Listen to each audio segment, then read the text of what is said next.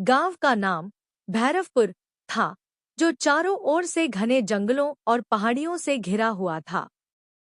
इस गांव में एक पुरानी, सुनसान हवेली थी, जिसके बारे में हर किसी ने खौफनाक कहानियां सुनी थी। लोग कहते थे कि रात के अंधेरे में इस हवेली के पास से गुजरना मौत को बुलाने जैसा है। लोग इस हवेली की दुल्हन चुड़ैल का नाम लेकर डरते थे। कहते थे, रात के 12 बजे जब सारा गांव सो जाता है, तब यह चुड़ैल, जो दुल्हन की तरह सजी होती है, हवेली के आसपास मंडराती है और जो कोई भी उस वक्त उसकी तरफ देख लेता है, वह उसे कभी नहीं छोड़ती। इस गांव का एक नौजवान अर्जुन इन कहानियों पर यकीन नहीं करता था। उसे चुड़ैल जैसी बातों में सिर्फ अंधविश्वास दिखाई देता था। उसने अपने दोस्तों से कहा, देखो, ये चुड़ैल वुड़ैल कुछ नहीं होती। यह सब सिर्फ लोगों के डर की उपज है। मैं आज रात 12 बजे खुद उस हवेली में जाकर यह साबित करूंगा कि ऐसा कुछ भी नहीं है। उस रात अर्जुन अपने दोस्तों के साथ उस पुरानी हवेली के पास पहुंच गया। हवेली की ओर जाते हुए अर्जुन ने अपनी घड़ी देखी। 12 बजने में कुछ ही मिनट बाकी थे। उसके दोस्तों ने उसे ऐसा करने से रोकने की कोशिश की, लेकिन अर्जुन की जिद के आगे वे सब हार मान गए। हवेली के पास खड़े होकर वे सब सहमे हुए थे, लेकिन अर्जुन अपने आत्मविश्वास के साथ आगे बढ़ा। अचानक हवेली के पास की पुरानी सड़क पर सफेद साड़ी में एक औरत दिखाई दी। वह दुल्हन के गहनों और लाल फूलों के हार में सजी हुई थी। उसका चेहरा घूंघट से ढका हुआ था और उसकी चाल धीरे धीरे, खामोशी से थी। अर्जुन ने जैसे ही उसकी तरफ देखा, उसे महसूस हुआ कि कुछ गलत है। लेकिन वह अपनी हिम्मत दिखाने के लिए आगे बढ़ता गया और उस औरत को आवाज दी, तुम कौन हो? औरत ने कुछ नहीं कहा, बस धीरे धीरे उसकी तरफ बढ़ने लगी। उसकी चाल में एक अजीब खामोशी थी, मानो हर कदम के साथ हवा में कुछ भयानक सा फैल रहा हो। अर्जुन का दिल तेजी से धड़कने लगा, लेकिन वह अपनी जगह पर डटा रहा। तभी उस औरत ने अपना घूंघट उठाया और जो चेहरा सामने आया, उसे देखकर अर्जुन की चीख निकल गई। उसका चेहरा भयानक था, जैसे किसी मरे हुए की आत्मा उसकी आंखों में झलक रही थी। अर्जुन अपने दोस्तों की तरफ भागा, लेकिन उसके सभी दोस्त वहां से भाग चुके थे। अकेले उस सन्नाटे में उसे अपने कदमों की आवाजें सुनाई दे रही थी। अर्जुन ने जैसे ही पीछे मुड़कर देखा, वह चुड़ैल उसके पीछे दौड़ रही थी। उसके होंठों पर एक खौफनाक मुस्कान थी और उसकी लाल आंखें किसी की जान लेने को तैयार थीं।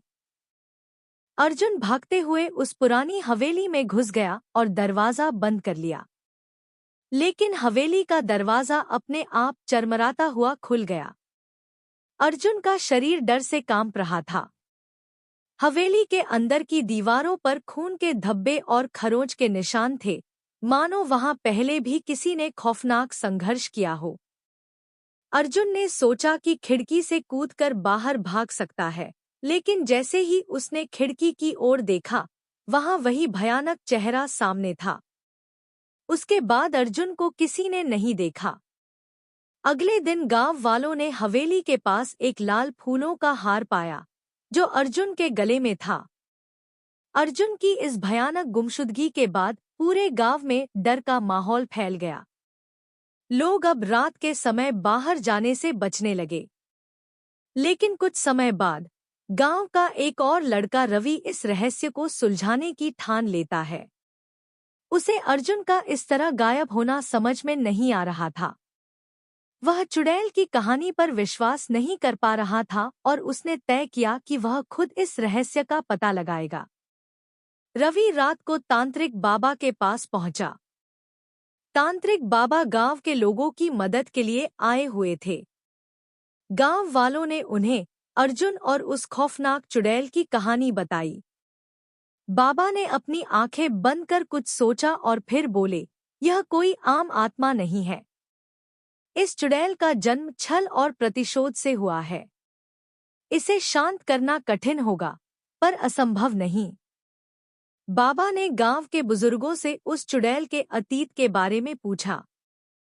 तब एक बुजुर्ग ने बताया, यह चुड़ैल उस लड़की की आत्मा है जो शादी के दिन दूल्हे के धोखे का शिकार हो गई थी। वह अपनी शादी के लाल जोड़े में ही अपने प्राण त्याग कर भूत बन गई। तांत्रिक बाबा ने तय किया कि वे एक विशेष यज्ञ करेंगे जिससे चुड़ैल की आत्मा को शांति मिल सके। बाबा ने अपने शिष्यों को तैयारियां करने का आदेश दिया और गांव वालों को कहा कि रात को हवेली के पास न आएं। रात गहराते ही तांत्रिक बाबा और उनके शिष्य हवेली के पास पहुंच गए। हवेली के चारों ओर धूप और औषधियों का छिड़काव किया गया। बाबा ने मंत्रों का जाप करना शुरू किया। हवेली के अंदर भयानक सन्नाटा था।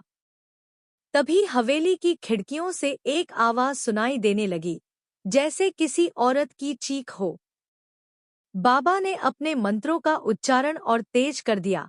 तभी एक अजीब सा झोंका हवेली के अंदर से निकला। यह झोंका इतना ठंडा था कि बाबा के शिष्य डर से कांप उठे। हवेली के अंदर अचानक लाल रंग की रोशनी चमकने लगी और दुल्हन के रूप में चुड़ैल प्रकट हो गई। उसके चेहरे पर खौफनाक मुस्कान थी। उसकी आंखों में खून की लाली थी और वह बाबा की तरफ बढ़ते हुए बोली, तुम मुझे यहाँ से नहीं हटा सकते। मैं किसी से बदला लेने आई हूँ। बाबा ने त्रिशूल से उस पर वार किया, लेकिन वह हवा में गायब हो गई। फिर चारों ओर से पायल की झंकार सुनाई देने लगी। बाबा के शिष्य घबरा गए, लेकिन बाबा ने उन्हें निर्देश दिए, अपने मंत्रों का जाप जारी रखो। यह मायावी ताकतें हमें विचलित करने के लिए हैं। तभी चुड़ैल ने अपने पूरे रूप में प्रकट होकर बाबा पर हमला करने की कोशिश की, लेकिन बाबा ने अपनी तंत्र विद्या से उसे रोक लिया। उन्होंने अपनी शक्ति को बढ़ाकर एक अंतिम मंत्र का जाप किया। उस मंत्र की ताकत से चुड़ैल की आत्मा बंधने लगी। वह दर्द में चीख उठी और उसके शरीर से धुएं की लपटें उठने लगी। चुड़ैल की भयानक चीखें हवेली की दीवारों में गूंज उठीं और देखते ही देखते वह धुएं में घुलकर आग में जलने लगी। उसकी आखिरी चीख गांव में गूंजती रही और फिर हवेली में सन्नाटा छा गया। अगले दिन जब सूरज उगा, हवेली एकदम शांत थी। चुड़ैल का अंत हो चुका था और गांव वालों ने राहत की सांस ली। उस दिन के बाद से गांव के लोग हवेली के पास भी बिना किसी डर के आ जा